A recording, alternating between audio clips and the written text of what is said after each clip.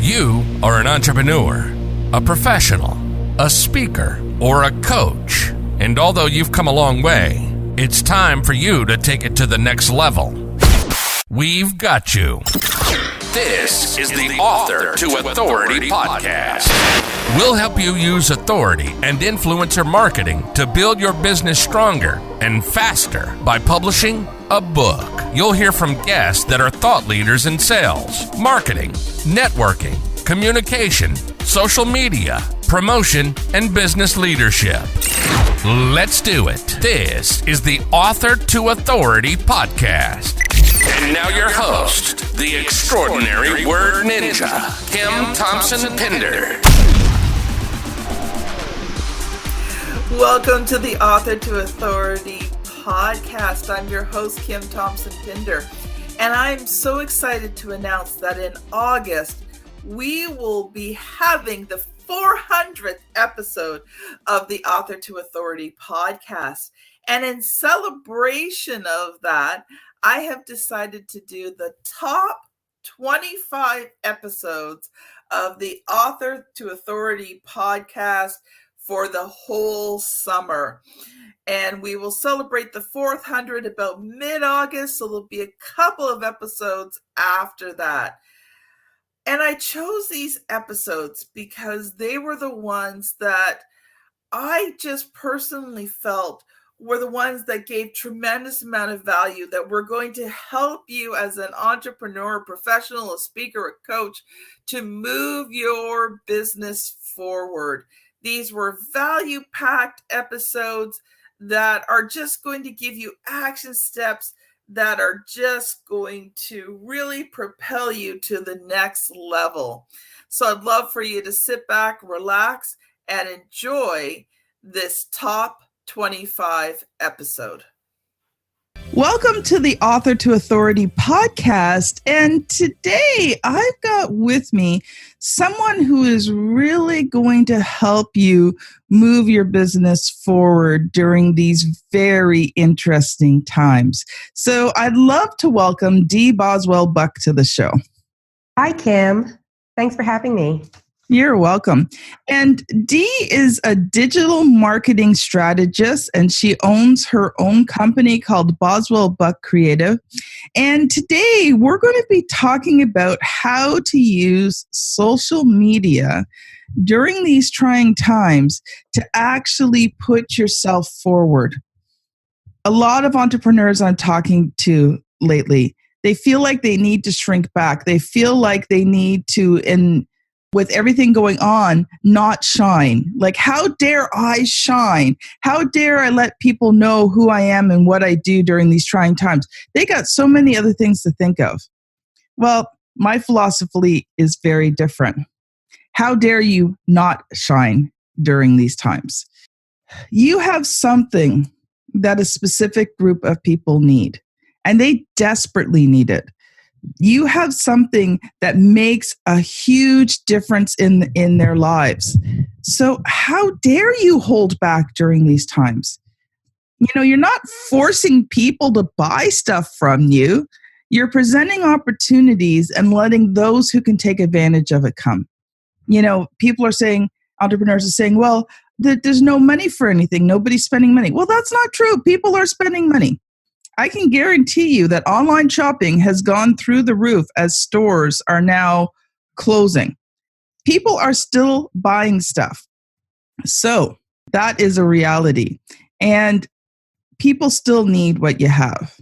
And Dee, I want to give you a quick note here because we are also videoing in this as well. So Dee is a mom, and there may be some interruptions during this podcast because now all the children are at home. Yes. So Dee, if it happens, it's okay. We are a mom-friendly podcast. Thank you so much. Understand the complications of now working from home with all your children at home as well. So if something happens, we're good with it. Thank you so much. I guess you saw my eyes darting over. Yeah. I had that same look. It was like, don't you dare come in here. Like, yeah. Good to know. you know what? We all need to adjust during these times. Yes, absolutely. And I think that there is, and this is totally off topic, but we'll get to it. But I think this is really important right now. Moms who are entrepreneurs sometimes feel embarrassed about the fact that they have to take care of the kids. And you shouldn't. Being a mom is probably one of the most underrated but greatest things that you do in your life, because you get to shape some of the next generation. And if the kids interfere with what's going on with your business and people can't handle that, that's their problem. That's not your problem. You are doing everything you can to continue to build your business during these trying times and be a support to many, including coming on this podcast. So I want to congratulate you, Dee, and I want to congratulate you other moms too who may be listening. Absolutely. You know what? Thanks so much. Don't be embarrassed about being a mom entrepreneur, because you are doing a great job. And if I may add to that real quick, many of us are entrepreneurs. Many women are entrepreneurs because they want to be able to have a lifestyle where they're able to spend more time with their children. Mm-hmm. And well, we've been served up this opportunity. So it's a great time to be thankful for that. And we just have to roll with it, run our business and be here for our children. And, it's funny, sometimes things like this happen and, kids, you think the kids are stressed, and they are probably a bit stressed. But you know what? When they look back, they're going to remember all the good things that happened. When I was a kid, there was a train derailment in Mississauga, which is part of the Greater Toronto area in Canada. I remember. And a lot of my family lived in Mississauga, and they had no place else to go. So, for about a week, 2 weeks, the whole family came and stayed at my place. And so there was like a lot of adjustments because we had like not enough space for everybody. But, we made do and everybody buddied up and, but when I think back on that time, I mean, it was actually very scary because there was a lot of potential health risks, and they could have had to evacuate a whole lot more of Toronto. Like we were just on the border. So I remember. We were on the safe side. But if they evacuated more, we would have not had any place to go. And, but that's not what I remember about it. I don't remember the scary parts about it. I remember spending time with my whole family for 2 weeks and all the fun things we did. Okay, we had cable, but cable consisted of 10 channels. Right. But I still remember, my aunt brought the popcorn makers. So we'd make up these big bowls of popcorn and we'd all pile on the couch on the floor and watch TV together. And we played board games and we went shopping together and we had meals together and we talked to each other. I was just a kid, but that was such a fun time for me just to spend time, such a massive amount of time with my family. And that's what the kids will remember. If you make this a good time for them, do fun things with them. Yeah, there's still going to have to be schoolwork. Sorry, kids, but you know what? Just because school is not there doesn't mean you stop learning. Right. But, if you make this a fun time, that's what they're going to remember about this year. They're not going to remember the scariness of what happened to the world. They're going to remember that they spent lots of time with mom and dad and they got creative and they did fun things. And, like stringing the house up and making it a big maze, or taking the table and making a fort, and having a sleep out in the fort, right? Yeah. Like there's so many fun things that you can do. So anyway, that's just to encourage you moms and dads out there that your kids will survive. And if you make it fun for them, that's what they will remember. They won't remember the scariness. The moment they announced the school closures, I went straight to the supermarket while I was in a bit of a panic, but honestly, I went straight to the snack aisle and I was like, we're going to be watching movies at home now. So I bought popcorn to be popped. I bought the kernels. I bought some chips. We'll eat them in moderation. But it was like, how can we make this a fun time and try to do some of the things we usually do, but at home? Mm-hmm. Yeah. Awesome. All right. So now let's actually get to the podcast today. So Dee, why don't you introduce yourself and share a bit of your story with us? Okay. So My company is called Boswell-Buck Creative, and what I do is I empower business owners to connect with their ideal client in the online space. So what I do is I help business owners understand and use the online platforms such as social media. I help them to use online ads, and also I do things to take where I audit their website to make sure that the right message is getting across. So when someone does visit their website, they know that they've reached the right place. Mm-hmm. Awesome. And also tell us a little bit about your personal story. How did this come to be? And Okay, well, my business, I've been all in my business for almost 2 years now. So a little history, I had my daughter at the age of 41. And, while I was really happy, I thought to myself, ooh, there's like no great time, like no best time to start your own business, because 41, retirement's kind of around the corner. Then we're going to have to prepare for school. So I went back to school, and while I was working at my job, I became certified in digital marketing. And after 26 years of working my 9 to 5, I put in my resignation and I started my business in 2018. wonderful. Wonderful. Awesome. Well, I know you've come prepared today to share about how we as entrepreneurs can use social media during these times. So I'm going to let you loose to do some teaching and training, and then I'll probably come back with a few questions for you. Awesome. Great. Okay. So let's face it, right now, everybody is online. Mm-hmm. Everyone is at home. We're homeschooling our children, or maybe if you have a 9 to 5, you're told that you have to work at home. So right now, everyone is at home, and while it is a tough time, we should take a look at how can we leverage our business at this time in the online space. So I think that this is a really great time for business owners to take a look at their customer avatar again. And if you haven't really been focusing on reaching out to your ideal client using social media, using ads, or your website, then this is the best time to do it. So take a look at your customer avatar and all of the demographics. And this is a time where you can do some research on what platforms are they on. They may not be on the platforms that you're most comfortable on. So take a look at what platforms are they on. For instance, if you happen to be a business owner and your product and service is great for other business owners, then that would be B2B. And you might want to start taking a look more at LinkedIn instead of Facebook. Or if you are on Facebook, which is B2C, or even you can still reach other businesses on Facebook, but maybe it's time to invest in ads on Facebook.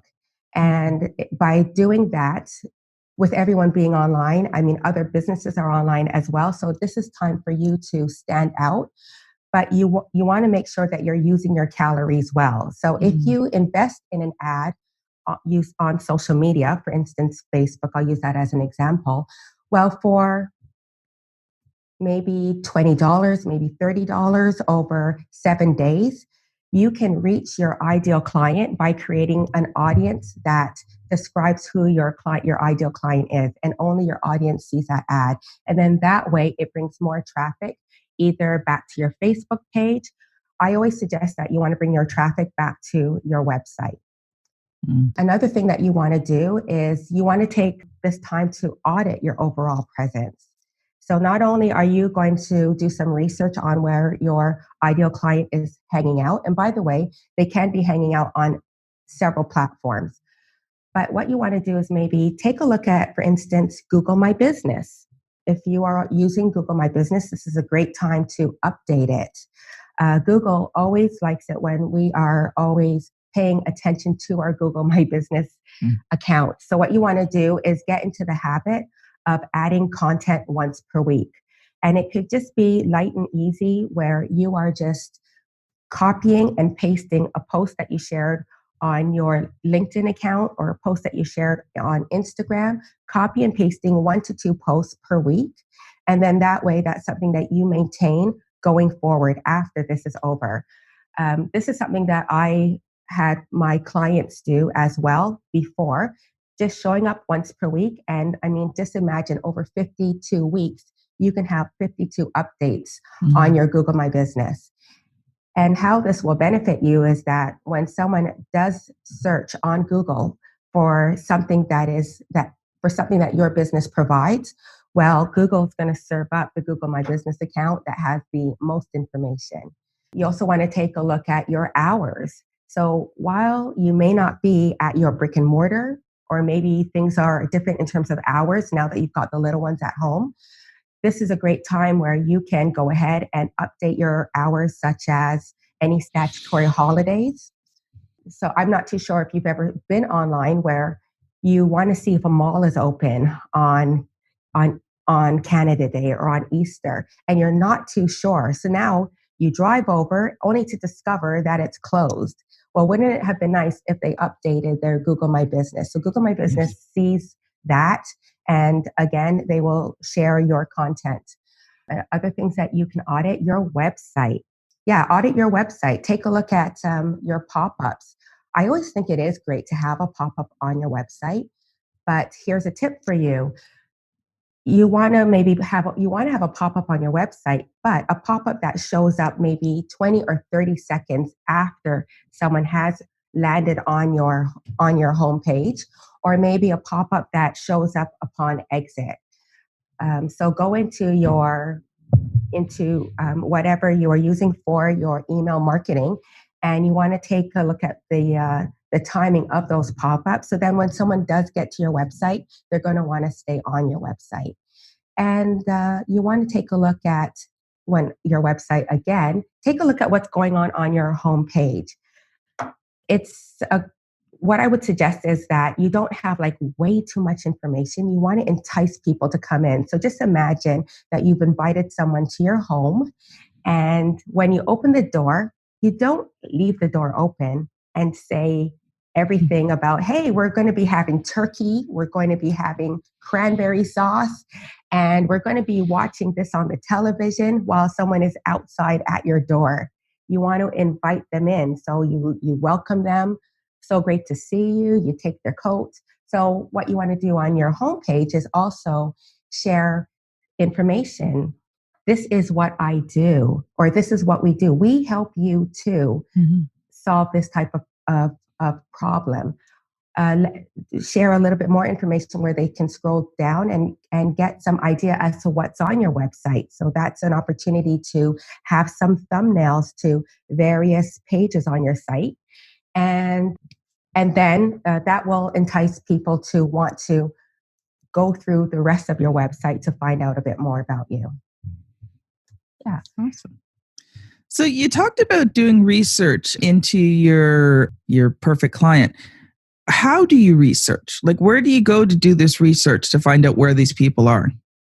Well, this is a great opportunity. Well, as a business owner, maybe you already have a client avatar, or if you're going to start a new business, what I would suggest is you can even go back to some of the clients that you have now, or you can reach out to clients that you had previously and ask them some questions. Ask them, how did you feel when we partnered together and I helped you on this particular service?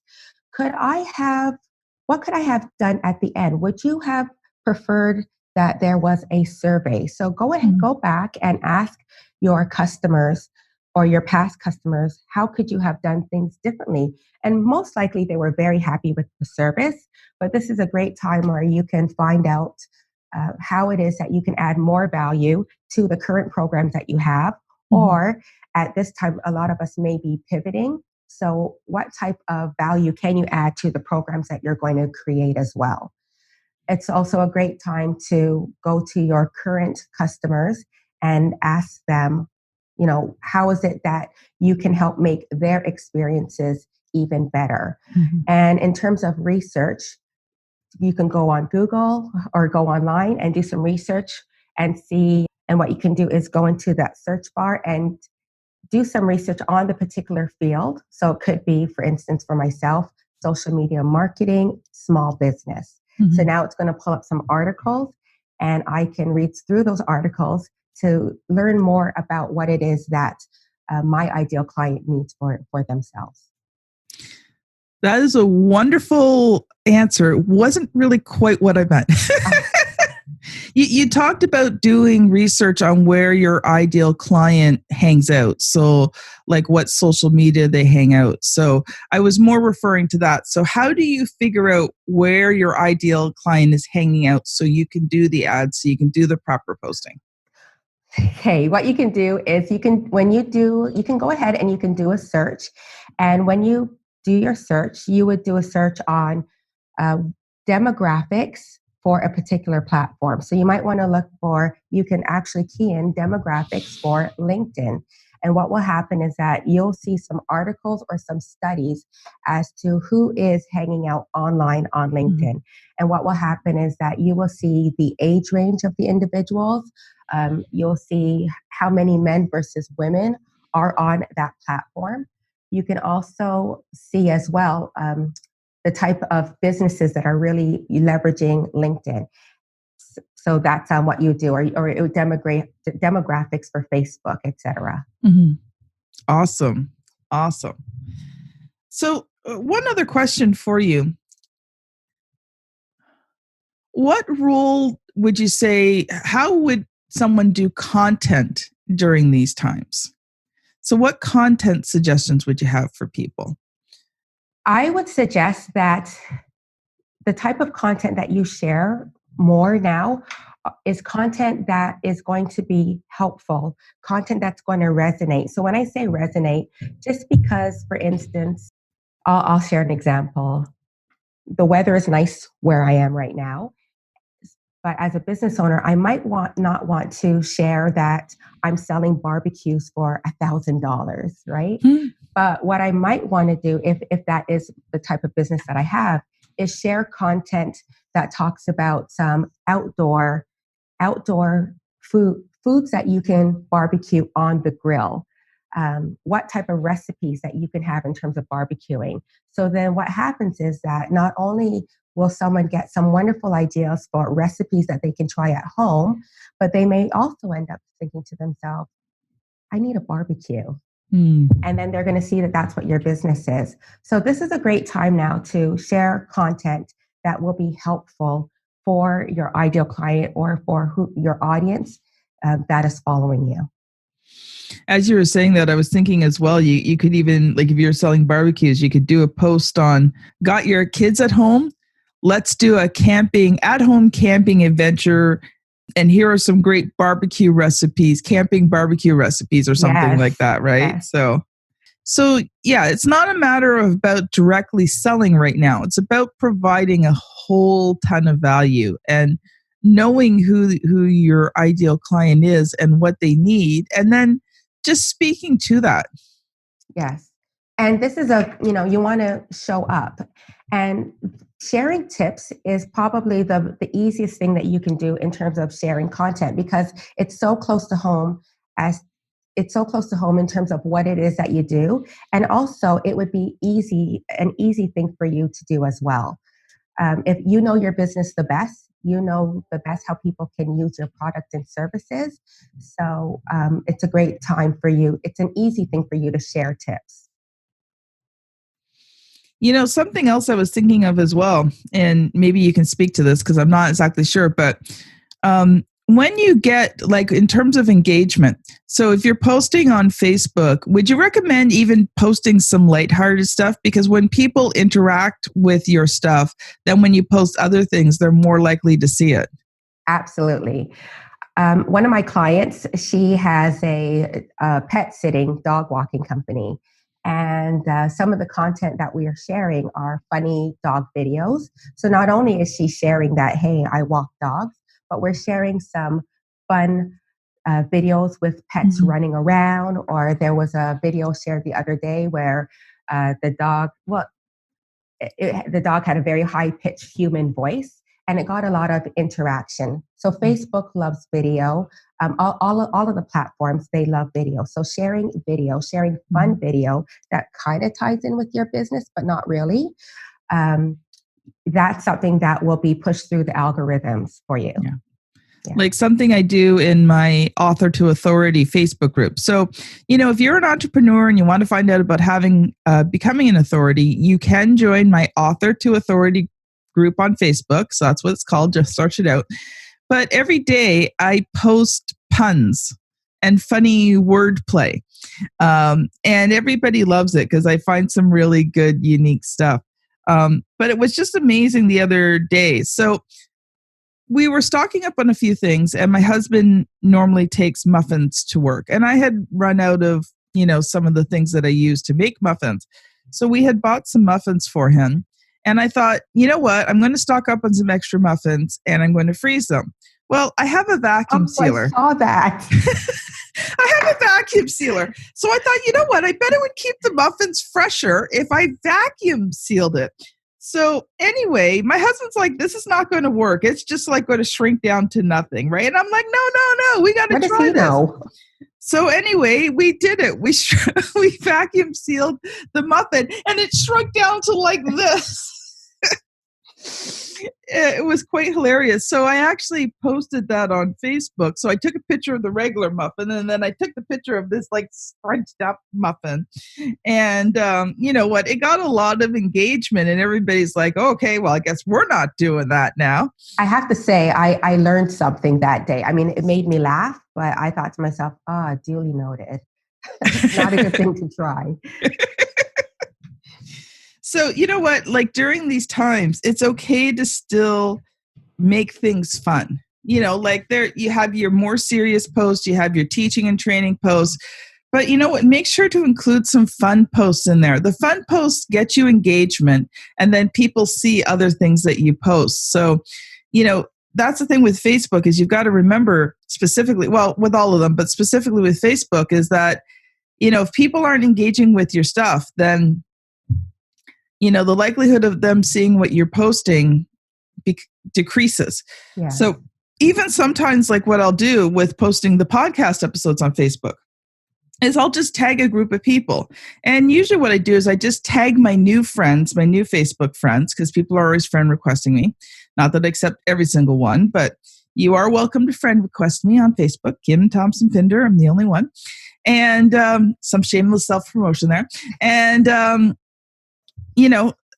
what I do is when I post the episodes, I'll tag all my new friends in it and say, hey, do you know I have a podcast? I'd love some feedback from you, right? So it's just a way to get that initial engagement going. And so every once in a while, I don't do it all the time, okay? Like the podcast posts, I tag new people in, but I do tag people from time to time, not all the time because I just get spammy. But every once in a while, something's important, so I'll tag a group of people.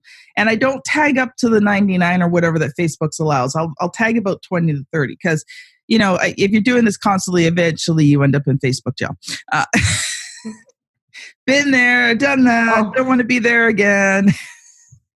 I still don't even know why I got in jail the first time. They still haven't told me. Glad you're out. I mean, it's frustrating when you get you broke community standards. I'm like, I just want to know how I broke community standards.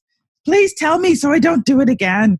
Right. So yeah, it's one of those things where you do need to build the engagement in. It's not organic. You need to plan it. And I want to add to that, take advantage of the stories. Mm-hmm. On Instagram, you can share stories, and the stories are the circles right across, and you can even share them on Facebook. Now, on Instagram, of course, when you're sharing your stories, and they could be stories about what's going on throughout your day, and a story is actually a story. So it could be, for instance, you woke up and it's one story about your cup of coffee. And then it's another story with your laptop getting started. And then there's another story where you're taking a walk in your backyard right now. And then another story that shares that it's time for bed. But you can share stories on Instagram. Your stories can be found when you add your location stickers to them. Your stories can be found when you add your hashtags to those stories as well. And then as well, you can share your stories to Facebook. And those are really great opportunities. So the hashtags and the stickers don't work on Facebook. However, having a Facebook page, not everyone is going to see your content, but more people will see what it is that you're doing. If they're following your Facebook business page, more people will have access to your stories. So your stories will highlight what it is that you're doing. They'll remember, oh, I'm following this page, click on that story, and then remember about you all over again. So one more quick topic, because this is something I think about. And I mean, I got to admit, I'm 49, right? So some of the newer social medias I just don't even bother with. But as an entrepreneur, how do you gauge what new social medias you should be taking advantage of? Because there is a bonus per se when you get in at the beginning and you build that audience right at the beginning of a new social media. I mean, the people who were in Facebook right at the very beginning, maxed out their 5,000 friends, took advantage of every new opportunity that came around. They're the ones who are laughing in Facebook. So does it benefit an entrepreneur to be a part of these new social medias that are coming out? I think it's always, whenever we hear about a new social media platform, you always want to do the research first. It doesn't mean that it's going to be for your target audience though, but you should always be aware. So do the research and follow what is happening with it, but just don't go through FOMO, okay? So you don't have to go through fear of missing out. Always do your research, because what you want to do is you want to put your energy where your target audience is. So I'm going to use a platform as an example, TikTok. When it first came out, I was like, yeah, I'm not doing this. My daughter, she has her little TikTok account. It is closed, by the way, but she does some fun videos. But I paid attention to TikTok, and I am seeing now that more business owners are using it. So now I am studying, how are businesses using TikTok, and how is it that I can leverage it for my business? So that's an example of being aware of the new social media trends, doing your study of it, even though you may see children or teenagers using it, continue to watch it, and then you want to see how it is that you can use it for your business. At the end of the day, when you are using social media for your brand, you want to make sure that you are going to be very present when you're doing it. So you don't want to start something and then it's like a ghost town. There hasn't been an update or a recent post. Awesome. Well, Dee, how can people connect with you? Because you've shared some really amazing tips and advice today. Awesome. So my website is www.deeboswellbuck.com. And you can find me on LinkedIn. My Facebook page is Dee Boswell-Buck as well. And on Instagram, where I share a lot of tips that are very helpful for business owners. So that's D-E-E, Boswell, Boswell, and Buck as in B-U-C-K. Yes. Well, thanks so much for being on the show today. This has been Dee Boswell-Buck and Kim Thompson-Pinder on the Author Authority podcast. And we will see you on the very next episode. Bye now. You've been listening to the Author to Authority podcast. The extraordinary word ninja, Kim Thompson-Pinder, has helped over 200 entrepreneurs, professionals, speakers, and coaches write and publish their books that have become incredible marketing tools for their business. And many of those have gone on to become Amazon best-selling authors and have used their books to land high-level clients and get on big stages. We hope you've enjoyed the show. Make sure to like, rate, and review. And we'll be back soon. But in the meantime, hit the website at www.authortoauthoritypodcast.com. See you next time.